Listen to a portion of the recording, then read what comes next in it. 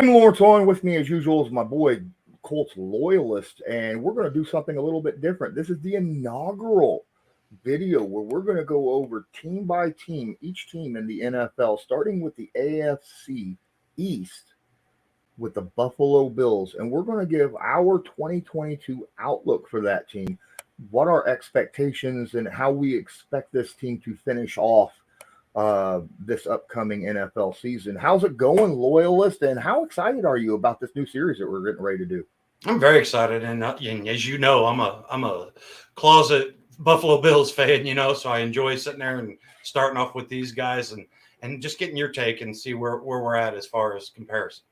Absolutely, absolutely. So the Buffalo Bills have had quite an off season. They've had a few guys that have been added and subtracted from the team. Oops, I need to. This is. Let's go to the offense first, shall we? Actually, now obviously Stefon Diggs still with the team, right? Gabriel Davis still with the team. Isaiah McKenzie still with the team. Jamison Crowder. Tell me, in my opinion, Jamison Crowder was an absolute steal. Getting him for this offense for Josh Allen, the quarterback. I think he's a very solid wide receiver. And then don't forget, we got Tavon Austin, who was just signed not long ago as well. They also added James Cook, right? The running back to go with Devin Singletary. Well, what do you think about this offense here? I love this offense, and like you said, you got Stefon Diggs now. He's going to be a little happier because that bank account's gotten a little bit fatter over his new extension. Yeah, Jamison Crowder, beautiful, beautiful addition to this offense. I mean, he fits exactly what I see this offense. He can run it. He can bruise you. He can go over the top. I really like what he presents. And then, like you said, with Cook, I think that he could arguably come in and really be that 1A, 1B complement to Singletary and stuff. So that's what I've been looking from Buffalo is a little bit better run game to go along with Josh Allen. Let's let Josh Allen not be their leading rusher or top of, and I think that Cook is going to give, some assistance in that area. But like I said, you give Jamison Crowder with Josh sitting there, Josh Allen throwing the football to him, and I'm very pumped. And like I said, this offense has been dynamic for the last couple of years, and this year just seems like it's just ready to take that next step. We talked about Cook, and yes, they spent a second round pick on getting Cook, but the big question is there going to be run plays called, right? That was the big deal. I thought the running back group for the Bills wasn't that terrible last year. But just the run calls was, four running backs just weren't used that much. I'm wondering if McDermott will actually change a little bit of his philosophy this upcoming season, even though they went out and got a couple more weapons at the wide receiver position. Josh Allen is not going to be a spring chicken his whole career. You're going to have to ease up a little bit, okay? I know he's built like a tank for a quarterback, and he doesn't mind doing that. Getting out of you're already going to have those situations where he drops back and he's going to have to take off anyhow once in a while. Let's not draw up designed runs for Josh Allen nearly as much. Let's let him actually go out there and worry more about the whole, handing the football off to running backs and then passing it to these other guys out there, rather than putting it all on Josh Allen. I think it'll benefit the team immensely on the offense if they're able to do that. Now, let's switch it up a little bit. Let's go to the defense. And we're looking now, obviously, we got a couple new guys out there. We got Elam right there at left cornerback to go opposite Tre'Davious White. We got Bernard that they picked up in the third round. Let's can't undersize the whole massive contract that Von Miller got, right? Which blew me away and many others, obviously, when that happened. This was the number one defense in the NFL last year. What are your thoughts about this year with this defense? Yeah, I mean, like you said, they brought Von Miller in this year. That in its own right was just like, it was one of those as a Colts fan. I was like, man, are you kidding me? But I understood it and I love that fit. And then you said Travarius White, getting him back, keeping him healthy. I mean, he was a massive missing piece for them guys last year. He after he got injured and stuff, I don't want to say that the defense fell off because, like you said, they were still the number one defense. But you put Travarius White back into that mix and stuff. This defense is special. It really is. And like you said, if they can sit there and keep some of these run games under control, I think that secondary is just going to be able to feast this year. Yes, utterly agree. I love the fact that Von Miller he still showed last year with the Rams that he's got it. You don't want him in there. I don't think you play him 80% of the snaps because of his age, but you put him in there on pass rush situations where you're looking at third and 8 and longer, second and 15, fourth down, stuff like that. I think that's a prime situation to have a Von Miller type guy on the team. And again, Tre'Davious White coming back, that's huge. Now, obviously, we got to find out what's going to happen with Jordan Poyer, with his whole kind of, wanting a new contract and stuff of that nature. But I feel like that's going to kind of work itself out in the long run. This was the number one defense in football last year, and it only got better.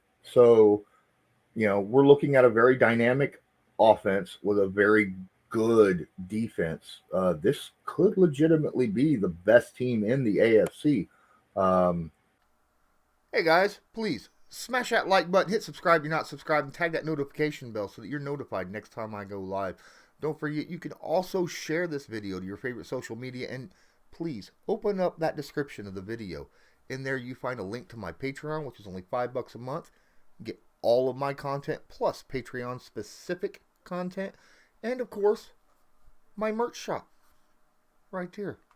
Yep. And with that said, let's take a look at their schedule coming up.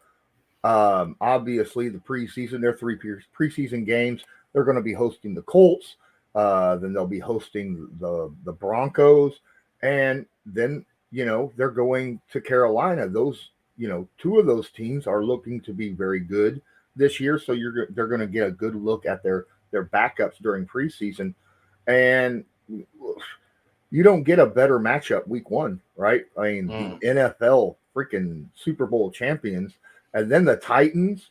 Obviously, they got their own. The Dolphins, the Ravens, tough matchup. Steelers, don't know what they're going to look like. Who's going to be their starting quarterback? The Chiefs, hey, you know what? Their number one wide receiver is now with Miami. So what's that going to look like? You got the Packers as well. Great team they're facing against. Then they got the Jets. The Vikings could be an underrated team this year as well. The Browns, we don't know what they're going to look like with the Deshaun Watson situation, but overall they got a pretty good roster. The Lions could surprise a few people, I think, this year. The Patriots-Bills game, obviously, in my opinion, is a game that everybody wants to watch, including Bills fans. Then they host the Jets, back to hosting the Dolphins. Then they go to Chicago, one of those two very cold teams that will fight each other very toughly. Yeah, I just made up a word, toughly. That's awesome. And then, of course, Bills Bengals. That. I mean, come on, that could be a Super Bowl or a AFC Championship preview, right? And then, what Bills fan would not want to finish the season off hosting the New England Patriots, right? Just to finish the season. So what are your thoughts on this schedule that they have right now? Yeah, I mean, like you said, you start off week one against the Rams, and it's like, oh man, and not to say that a lot of games get any easier after that, but once you get past the Rams, you're looking at the Titans minus the Brown. There's not a lot on this schedule that I look at and go, man, So honestly, I think they're, like I said, I think they're going to be in the battle for that number one seed in the AFC. And the thing is I'm looking at it and I'm saying 3, maybe 4 losses the entire season. I mean, you look at, they get the Packers. That's one of their tougher games. But there again, it follows a bye week. The Bills are very similar to the Colts, but in reverse. We're real heavy in our schedule early on. 5 of the first 7 are AFC. We got most of our divisional games over with by then. Well, the Bills and stuff, they get most of the meat of their divisional and their conference and stuff there at the latter half of, like I think 6 of the last 7 are in the AFC. So, these guys get to finish off with meaningful games and stuff.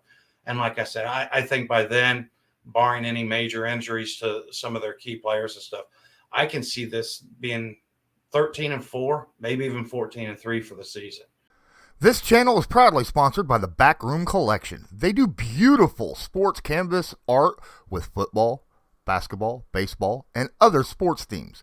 Special orders are accepted and autograph pieces are available. Many Indianapolis Colts signed pieces will be available beginning in November. Just use your discount code CL10 to purchase the pieces you want to spice up your living area. That's CL10. Well, my thoughts, and I'll tell you what, there's a very interesting 13-4. Wow, 14-3. That's a high-end schedule. I'm looking at the schedule and oosh, my goodness. I agree with you. There's not very many cakewalks in this schedule, right?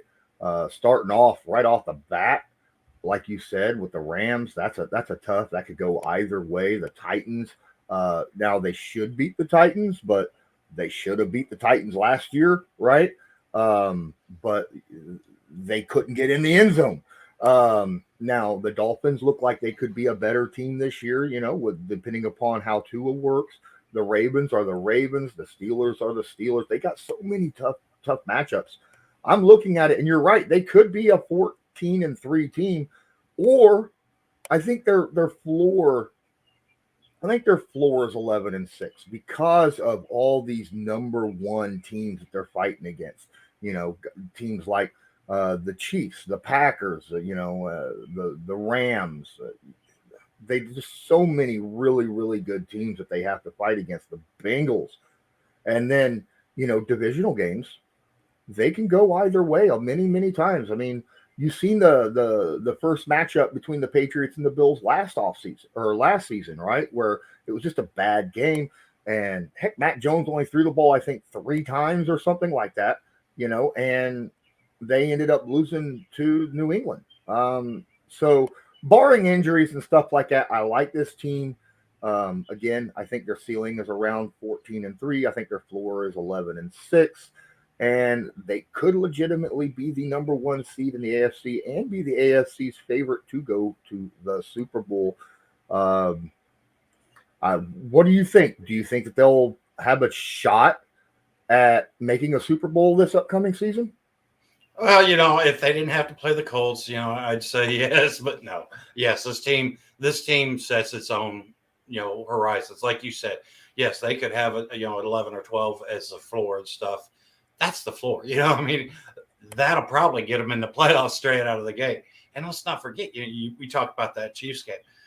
Do you remember what that Chiefs game was like last year? I mean, maybe we'll just start off and get to sit there and continue and have just 8 quarters of just amazing, addictive football from, but like you said, I do think that there is a lot of possibilities to where this thing could just really set up, like you said, nicely for the way that the Bills and stuff are built, because Von Miller, I mean, I think that he's going to have a lot to say in that Chiefs game, that they were lacking last year.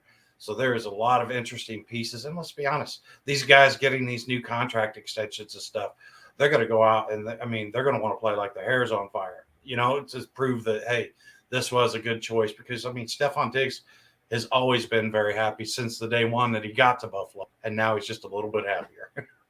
All right. Well, I think that's going to do it for us for kind of going over the 2022 Buffalo Bills and our outlook for them. What do you think?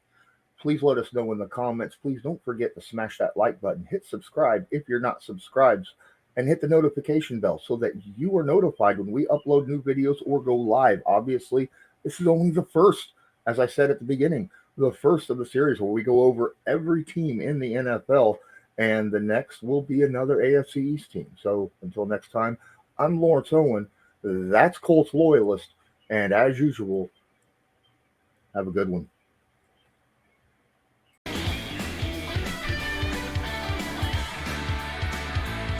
Just because a player's not a household name doesn't mean we can't make him a household name.